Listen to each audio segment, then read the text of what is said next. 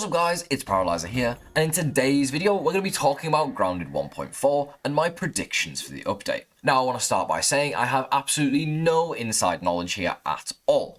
Everything I say here is a prediction, and most of it probably won't come true, but this is what I would like to see in the next Grounded update.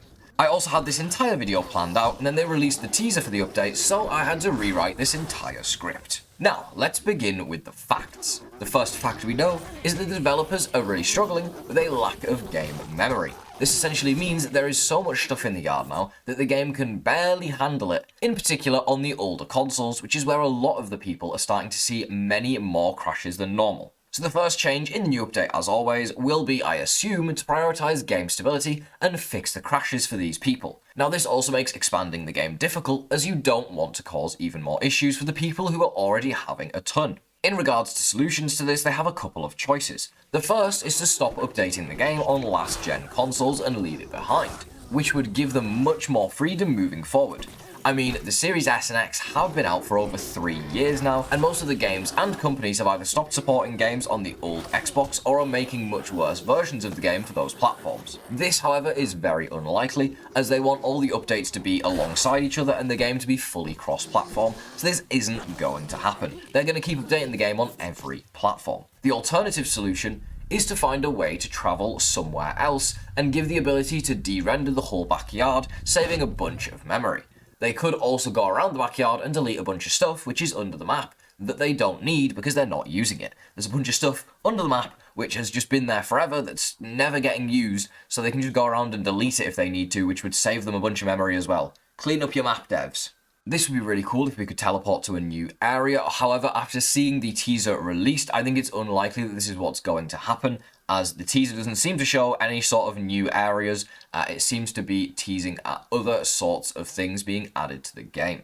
In terms of a release date, we know the update is going to release on all consoles on April 16th. We don't know yet if there will be a playtest, but if there is, then this will occur a couple of weeks prior, meaning those on PC and console may get to play the update at the beginning of April, which is just over a month from now. Now we know in the 1.4 trailer that we get to see the Ant Queen Scepter. So the first thing I'm predicting to be in 1.4 is the Ant Queen. Now this is almost a guarantee, but I thought I'd say it regardless. This is very likely to be in the fire ant nest where the giant rock is, as there is a bunch of unused area here that has been designed. And it will likely be a boss fight. I for one am very excited for this fight and can't wait to see what the staff does, but I'm guessing it's going to summon ants, making summon builds even better than ever. I'm also predicting there's going to be a Fire Ant Queen set of armor. I do think this was in the files at one point in the game, although I could be making that up. And my guess is this will be a summoner set of armor for the first time that will make it so you can summon maybe even more fire ants with your staff or something along those lines, which would be very cool to see. Next, we have to talk about weapons. Now, aside from the staff, we do also see a mint sword in the trailer. It'd be weird to have 2 tier 3 mint weapons, so I'm guessing there'll either be a new melee weapon of each element, or we will finally see tier 4 weapons, with there being 1 of each element. We can already see the mint sword here, so that would leave spicy, salty, and sour. Personally, I'd love a 2-handed warhammer with giant salt spikes sticking out of the front of it. Maybe some sick dual-wield spicy daggers, as well, as these would be awesome, and then some sort of 2-handed sour spear could also be cool, with extra reach, but making it so you can't throw it as it wouldn't do as much damage. But these are all just ideas that I would love to see in the update. When it comes to the quest system, we currently only have the 99 apprentice quests. It would be nice if the new update added a new tab within 1.4 that contains an all-new set of quests relating to the update, like killing the Ant Queen or any of the new other enemies, along with crafting the new weapons, and completing new quests within the story. This would help with getting more raw science so that people can afford the super duper for items they need when the update releases, although you could just farm waft raids before the update if you really want raw science. One other thing I'd love to see in 1.4, and something I think I've mentioned in my 1.3 prediction video, is a freezing area inside of Grounded. Now this would literally be the opposite of the sizzling area by the barbecue spill, where you would start freezing when you are near this area. This could be in some sort of old fridge or freezer, and I think a freezer would work better though.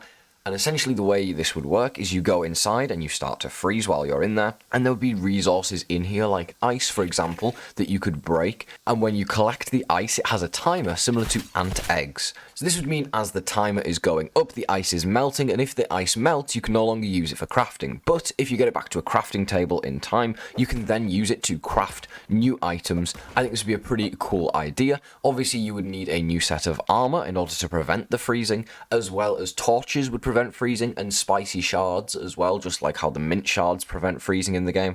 I think this would be a really cool idea. I don't know where they could possibly put it on the map though, unless they add some sort of new area, but I don't think they will.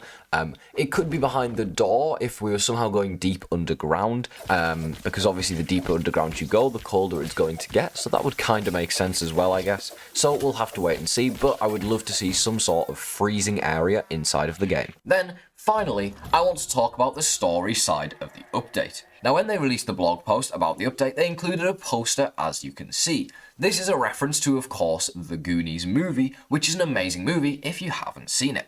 I definitely recommend it. My prediction for the story of this update is that there's going to be a treasure hunt of sorts, similar to what happens in the Goonies.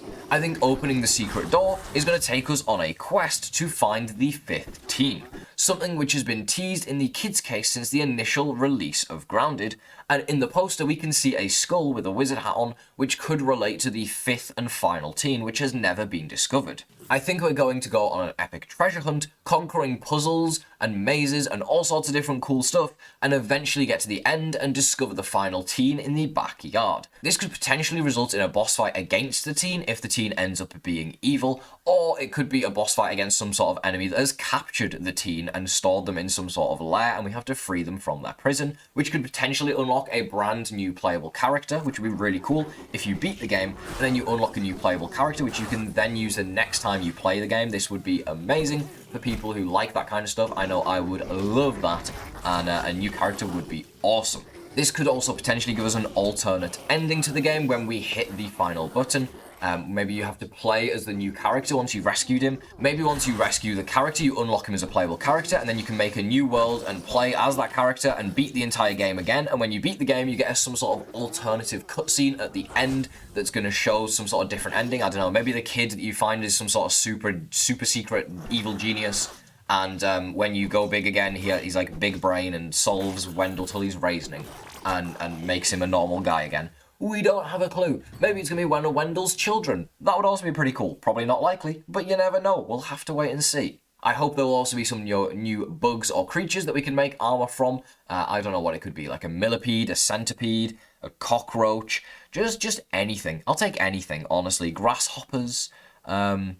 Give us some new armor sets. I would love to mess around with that. And if we are getting tier 4 weapons, some sort of tier 4 armor would be cool. And if it's the Ant Queen, because it's the newest boss in the game, then that would make a lot of sense and also be very, very exciting.